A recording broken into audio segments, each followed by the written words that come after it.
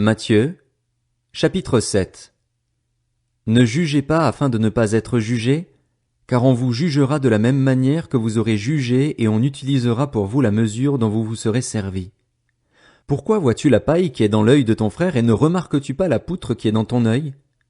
Ou comment peux-tu dire à ton frère, « Laisse-moi enlever la paille de ton œil », alors que toi, tu as une poutre dans le tien? Hypocrite, enlève d'abord la poutre de ton œil, et alors tu verras clair pour retirer la paille de l'œil de ton frère. Ne donnez pas les choses saintes aux chiens et ne jetez pas vos perles devant les porcs, de peur qu'ils ne les piétinent et qu'ils ne se retournent pour vous déchirer. Demandez et l'on vous donnera. Cherchez et vous trouverez. Frappez et l'on vous ouvrira. En effet, toute personne qui demande reçoit, celui qui cherche trouve et l'on ouvre à celui qui frappe. Qui parmi vous donnera une pierre à son fils, s'il lui demande du pain? Ou s'il demande un poisson, lui donnera-t-il un serpent? Si donc, mauvais comme vous l'êtes, vous savez donner de bonnes choses à vos enfants, votre Père céleste donnera d'autant plus volontiers de bonnes choses à ceux qui les lui demandent. Tout ce que vous voudriez que les hommes fassent pour vous, vous aussi, faites-le de même pour eux, car c'est ce qu'enseignent la loi et les prophètes. Entrez par la porte étroite. En effet, large est la porte, spacieux le chemin menant à la perdition, et il y en a beaucoup qui entrent par là, mais étroite est la porte, resserré le chemin menant à la vie, et il y en a peu qui les trouvent. Méfiez-vous des prétendus prophètes. Ils viennent à vous en vêtements de brebis, mais au-dedans ce sont des loups voraces. Vous les reconnaîtrez à leurs fruits. Cueille-t-on des raisins sur des ronces ou des figues sur des chardons? Tout bon arbre produit de bons fruits, mais le mauvais arbre produit de mauvais fruits. Un bon arbre ne peut pas porter de mauvais fruits, ni un mauvais arbre porter de bons fruits. Tout arbre qui ne produit pas de bons fruits est coupé et jeté au feu. C'est donc à leurs fruits que vous les reconnaîtrez. Ceux qui me disent « Seigneur, Seigneur », n'entreront pas tous dans le royaume des cieux, mais seulement celui qui fait la volonté de mon Père céleste. Beaucoup me diront ce jour-là « Seigneur, Seigneur, n'avons-nous pas prophétisé en ton nom? N'avons-nous pas chassé des démons en ton nom? N'avons-nous pas fait beaucoup de miracles en ton nom? » Alors je leur dirai ouvertement, « Je ne vous ai jamais connus. Éloignez-vous de moi, vous qui commettez le mal. » C'est pourquoi, toute personne qui entend ces paroles que je dis et les met en pratique, je la comparerai à un homme prudent qui a construit sa maison sur le rocher. La pluie est tombée, les torrents sont venus, les vents ont soufflé et se sont déchaînés contre cette maison. Elle ne s'est pas écroulée, parce qu'elle était fondée sur le rocher. Mais toute personne qui entend ces paroles que je dis et ne les met pas en pratique, ressemblera à un fou qui a construit sa maison sur le sable. La pluie est tombée, les torrents sont venus, les vents ont soufflé et se sont abattus sur cette maison. Elle s'est écroulée et sa ruine a été grande. Quand Jésus eut fini de prononcer ces paroles, les foules restèrent frappées par son enseignement, car il enseignait avec autorité et non comme leur spécialiste de la loi. Matthieu, chapitre 8. Lorsque Jésus fut descendu de la montagne, une grande foule le suivit. Alors un lépreux s'approcha, se prosterna devant lui et dit, « Seigneur, si tu le veux, tu peux me rendre pur. » Jésus tendit la main, le toucha et dit, « Je le veux, sois pur. » Aussitôt il fut purifié de sa lèpre. Puis Jésus lui dit, « Fais bien attention de n'en parler à personne, mais va te montrer aux prêtres et présente l'offrande que Moïse a prescrite, afin que cela leur serve de témoignage. » Alors que Jésus entrait dans Capernaüm, un officier romain l'aborda et le supplia en disant, « Seigneur, mon serviteur est couché à la maison, atteint de paralysie, et il souffre beaucoup. » Jésus lui dit, « J'irai et je le guérirai. » L'officier répondit, « Seigneur, je ne suis pas digne que tu entres sous mon toit, mais dis seulement un mot et mon serviteur sera guéri.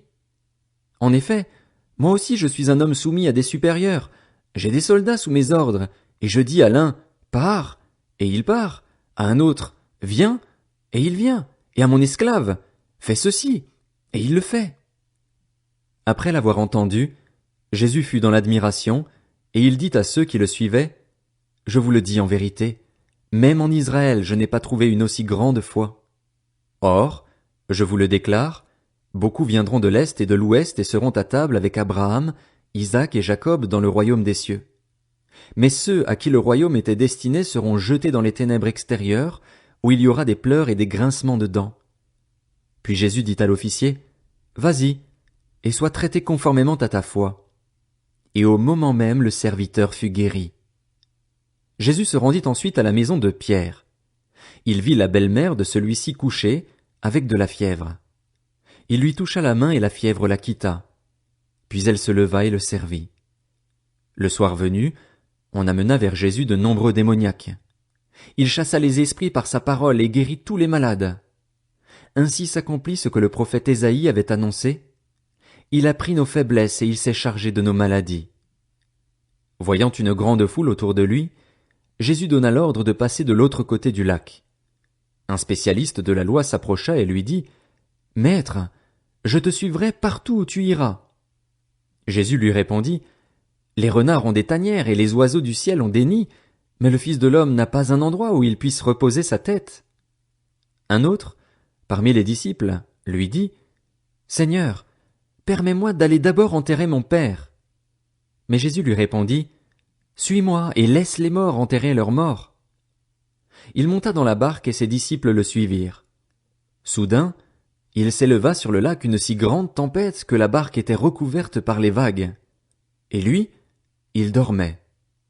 Les disciples s'approchèrent et le réveillèrent en disant, « Seigneur, sauve-nous, nous allons mourir. » Il leur dit, « Pourquoi êtes-vous si craintifs, hommes de peu de foi ?»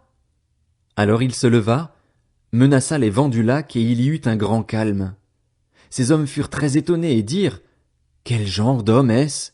Même les vents et la mer lui obéissent. » Lorsqu'il fut arrivé sur l'autre rive, dans le pays des Gadaréniens, 2 démoniaques qui sortaient des tombeaux vinrent à sa rencontre. Ils étaient si dangereux que personne n'osait passer par là. Et voilà qu'ils se mirent à crier, « Que nous veux-tu, Jésus, Fils de Dieu? Es-tu venu ici pour nous tourmenter avant le moment fixé? » Il y avait loin d'eux un grand troupeau de porcs en train de chercher à manger. Les démons suppliaient Jésus, « Si tu nous chasses, permets-nous d'aller dans ce troupeau de porcs. » « Allez-y, leur dit-il. Ils sortirent des 2 hommes et entrèrent dans les porcs. Alors tout le troupeau se précipita du haut de la falaise dans le lac, et ils moururent dans l'eau. Les gardiens du troupeau s'enfuirent et allèrent dans la ville rapporter tout ce qui s'était passé et ce qui était arrivé aux démoniaques. Alors tous les habitants de la ville sortirent à la rencontre de Jésus et, dès qu'ils le virent, ils le supplièrent de quitter leur territoire. Matthieu, chapitre 9. Jésus monta dans une barque, traversa le lac et se rendit dans sa ville. Des personnes lui amenèrent un paralysé couché sur une civière. Voyant leur foi, Jésus dit au paralysé, « Prends courage, mon enfant, tes péchés te sont pardonnés. » Alors, quelques spécialistes de la loi se dirent en eux-mêmes, « Cet homme blasphème. » Mais Jésus connaissait leurs pensées. Il dit, « Pourquoi avez-vous de mauvaises pensées en vous-même? En effet, qu'est-ce qui est le plus facile à dire? Tes péchés te sont pardonnés? Ou lève-toi et marche? Afin que vous sachiez que le Fils de l'homme a sur la terre le pouvoir de pardonner les péchés, lève-toi, dit-il alors au paralysé, prends ta civière et retourne chez toi.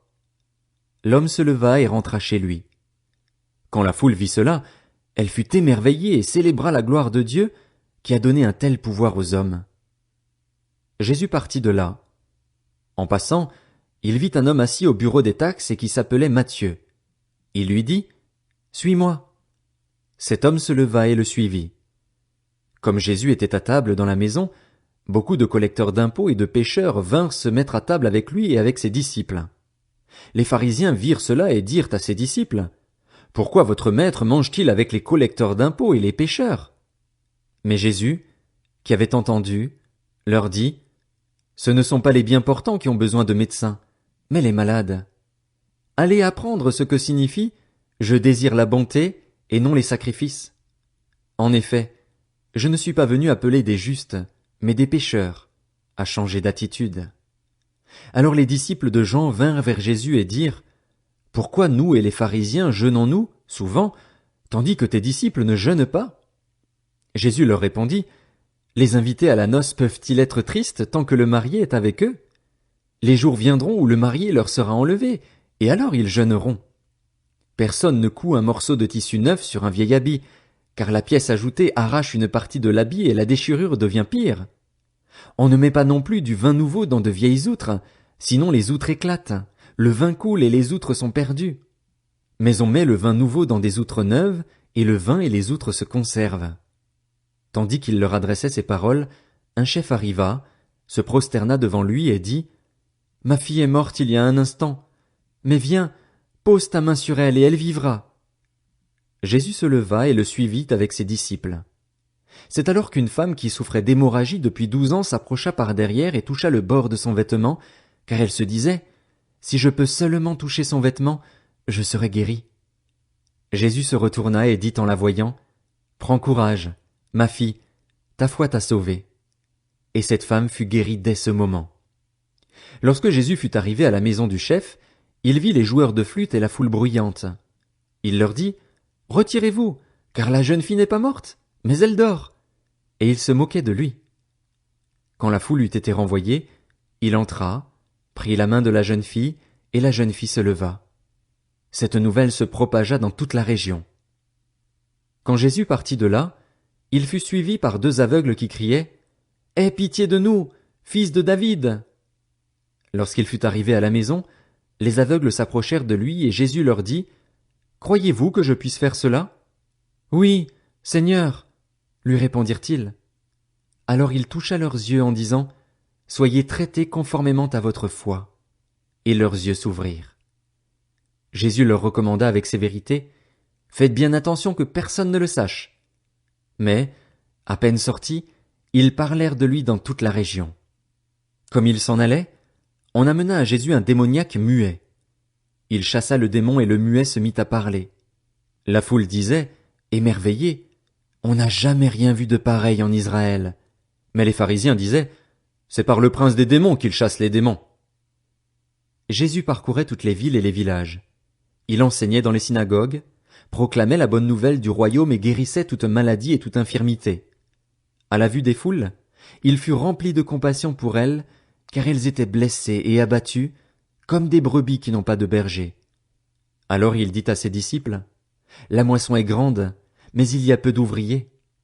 Priez donc le maître de la moisson d'envoyer des ouvriers dans sa moisson. »